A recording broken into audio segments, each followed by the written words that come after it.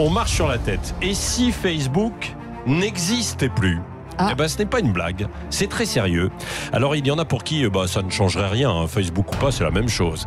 Et puis pour d'autres, les accros des réseaux sociaux, ceux qui voient une ouverture sur le monde, une mise en relation avec des milliers de vrais faux amis, hein, souvent, eh bien pour tout cela, cette disparition serait un drame absolu. Alors pourquoi je vous dis ça ce matin ? Parce que le cofondateur du réseau social appelle de ses voeux à un démantèlement de la plateforme sociale pour, dit-il, défendre la démocratie et l'économie américaine. Grosso modo, cet ancien copain de Mark Zuckerberg lui reproche d'avoir créé un monstre. Chris Hughes, c'est son nom, a étudié à Harvard avec Zuckerberg.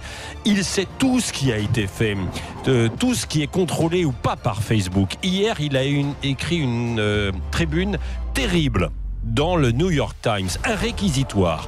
Il accuse Zuckerberg de décider et de contrôler des algorithmes de Facebook qui vont régir vos fils d'actualité.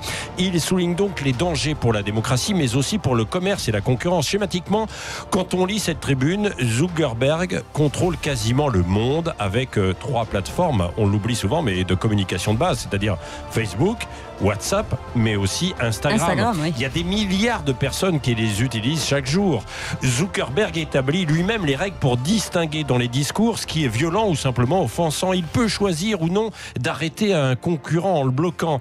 Bref, Chris Hughes en veut à Zuckerberg d'avoir été obsédé par la croissance avant de travailler sur les règles de sécurité et les garanties. Alors en conclusion, que réclame l'ancien pote de Zuckerberg ? Eh bien, il appelle de ses voeux à une loi antitrust contre Facebook et à scinder l'entité en 3 entreprises distinctes. Bref, il veut casser Facebook. Il souhaiterait aussi interdire toute nouvelle acquisition du géant et il voudrait que les États-Unis créent une agence fédérale de régulation du web, comme cela s'est fait dans le secteur de l'aviation. Vous savez, on en parle de plus en plus de ce pouvoir de Facebook, mais là, le cofondateur de la plateforme qui le dit lui-même, cette fois-ci, c'est beaucoup plus violent. Alors, je ne sais pas comment vont réagir les autorités américaines de régulation globalement, parce qu'il n'y en a pas assez, évidemment, mais ça pose de sérieuses questions. Oui. D'ailleurs, on en parlera un peu dans notre sujet. C'est pas tout à fait ça tout à l'heure, mais c'est une sorte de fichage. Ça rejoint évidemment parce que c'est du fichage.